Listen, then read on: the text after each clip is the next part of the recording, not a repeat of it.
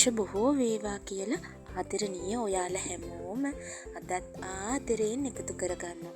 කොහොමද ඉතින් ඔයාලට අලුත් අවුරුද්ද දැන් ළඟම එනවනේ. ඉතින් ඔයාලා කොහොමද සූදානම් වුණාද? අපි සූදානම් වුණේ නැත්තම් අපි පොඩි බජට් ප්ලෑන් එකක් හදමුද? පොඩි නිව් ඉයර් ප්ලෑන් එකක්. එහෙනම් එන්න මාත් එක්ක අද නිව් ඉයර් ප්ලෑන් එකක් හදන්න. අලුත් අවුරුද්ද කියන්නේ ලොකු පොඩි හැමෝටම ගොඩාක්ම සතුටු හිතෙන කාලයක්නේ. හරිම විනෝදජනක කාලයක්. ඒත් අපේ ආර්ථිකමය තත්ත්වය අතින්නම් ඒක ඇත්තටම විනෝදජනක කරගන්න පුළුවන් වෙන්නේ අපටම විතරයි. ඉතින් අපි බලමු අපි අලුත් අවුරුද්ද මේ සිංහල හින්දු අලුත් අවුරුද්ද වෙනුවෙන් අපි මොනවද සූදානම් කරගන්නේ කියලා. ඉතින් අපි මුලින්ම අලුත් අවුරුද්ද කිව්වම අපේ ඔළුවට ඉස්සෙල්ලම එන්නේ මොකද්ද? කැවිලි, ආහාර පාන, කෑම බීමනේ. ඔන්න ඉතින් ඉස්සෙල්ලම අපට පුළුවන් අපේ වියදම් වලට කැවිලි, ආහාර පාන ආදිය අපට අවශ්‍යයි කියලා ලියා ගන්න. ඊගාවට අපට පුළුවන් අපි ගන්නවා තෑගි භෝග. ඔන්න ඒවත් ලියා ගන්න පුළුවන්. ඊට පස්සේ මොනවද? අපි නෑදෑ ගෙවල් වල හිත මිත්‍රාදීන්ගේ ගෙවල් වල යනවා. ඉතින් ඒකට ගමන් වියදම්, ඒ වගේම තෑගි භෝග, ඇඳුම් පැළඳුම් ඒකත් ලියා ගන්න පුළුවන්.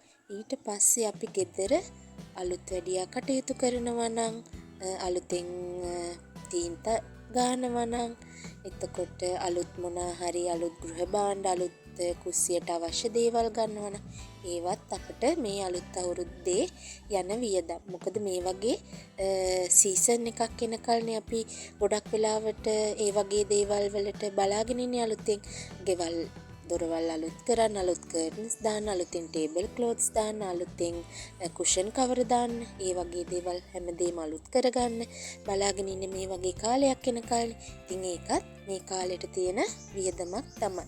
ඉතින් මේ වියදම් අපි ওই විදිහට අපි අවුරුද්දට අලුත් අවුරුද්ද වෙනුවෙන් වියදම් කරන්න බලාපොරොත්තුවෙන් ඉන්න මුදල ඇතුලේ අපිට පවත්වා ගන්න පුළුවන් වෙන්නේ අපි ඒවා එකින් එක වර්ග කරලා පැහැදිලිවම පොඩි නෝට් එකක් ඒ පුංචි සඳහනක් සටහනක් දාගත්තොත් අපට පුළුවන් ඒක අපේ පාලනය ඇතුලේ තියාගන්න. ඉතින් ඒ විදිහට අපි එහෙම ලියාගෙන අපි මේ වියදම් කරන්න ඉන්න මුදල ඇතුලේ තමයි මේ හැමදේම කරන්න බලාපොරොත්තු වෙන්න ඕන. අපි කාට හරි පුංචි බබෙක්ට පෑනක් පොතක් පැන්සලක් දුන්නත් ඒකට යන්නේ රුපියල් 100ක්ද 200ක්ද ඒකත් අපි මේ ලියා ගන්න එකට ඒකත් අපි වියදමක් විදියට පුංචි මුදලක් කියලා අත්හරින්න නැතුව ඒකත් ලියා ගන්න ඕන.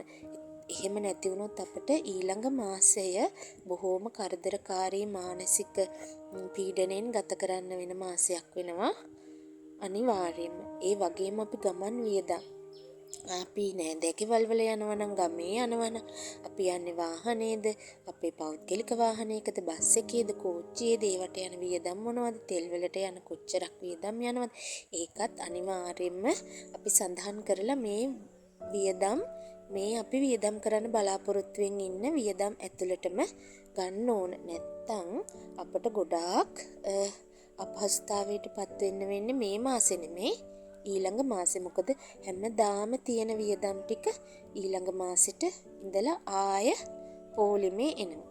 ඉතින් මම මේ ක්‍රමය ටිකක් අවුරුදු කීපයක් ඉඳලා කරා. අවුරුද්දක් දෙකක් මග ඇරිලා තිබුණා. ඉතින් ඒ නිසා මට print out ගන්න කාලයක් තිබුණ නැහැ. ඉතින් මම අතේ ලියලා මේ විදිහට පුංචි පොතක අතේ ලියලා ගත්තා.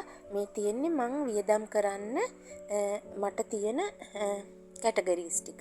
ඊට පස්සේ මම මුලින්ම ලියාගත්තා පවුලේ අයට ගන්න තෑගි කාටද ගන්න, එයාට මං කීයක් වියදම් කරනවද, එයාට දෙන තෑග්ග මොකක්ද. ඒ වගේම ඥාති හිත මිත්‍රාදීන්ටත් මම තෑගි දෙනවා නම් ඒ විදිහට මම පුංචි කොලයක් ඒකටත් වෙන් කරගත්තා. ඊට පස්සේ මම ලියාගත්තා ගෙදර තීන්ත ගන්නවා නම්, රිපෙයාර් කරනවා නම් ඒවට, වගේම අලුතෙන් ගෘහ භාණ්ඩයක් මොකක් හරි ගන්නවා නම් ඒ වගේ, එතකොට කර්ටන්ස්, ටේබල් ක්ලෝත්ස්, එතකොට කුෂන් කවර දානවා නම්, කිචන් අයිටම්ස් ගන්නවා නම්, ඩෙකරේෂන්ස් වලට වියදම් කරනවා නම් මං එහෙම කළොත් කියලා මං ඒවටත් වෙනම පිටුවක් වෙන් කළා. ඊට පස්සේ ග්‍රොසරි අයිටම්ස්, මොකද සමහර වෙලාවට අපේ ගෙදරට එන ඥාති හිත මිත්‍රාදීන්ට අපි සංග්‍රහ කටයුතු කරන්න ඕනනේ. ඉතින් එතකොට ඒවට අවශ්‍ය වෙන ඒවත් මම ලියාගත්තා. ඒ වගේම කැවිලි පෙවිලි ඒවටත් මම පිටුවක් වෙන් කරගත්තා. ගෙදර හදන්න නැතුව කඩෙන් ගන්න වෙන දේවල් වලට. ඒ වගේම ගෙදරට එන අමුත්තන්ට සංග්‍රහ කටයුතු කිරීම මම විශේෂයෙන් ලියාගත්තා.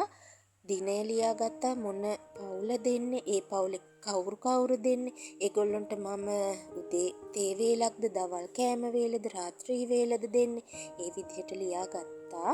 ඒ වගේම මම විශේෂයෙන් ලකලැස්ති කරලා තියන්න ඕන මොනවද කියලත් ලියාගත්තා. ඒ විදිහට තමයි මගේ ප්ලෑන් එක වෙන් වුනේ. ගිහින් එන්නම්, සතුටින් ඉන්න. ඒ වගේම සුබ අලුත් අවුරුද්දක් ගත කරන්න ලැබෙන්න කියලත් මම ප්‍රාර්ථනා කරනවා.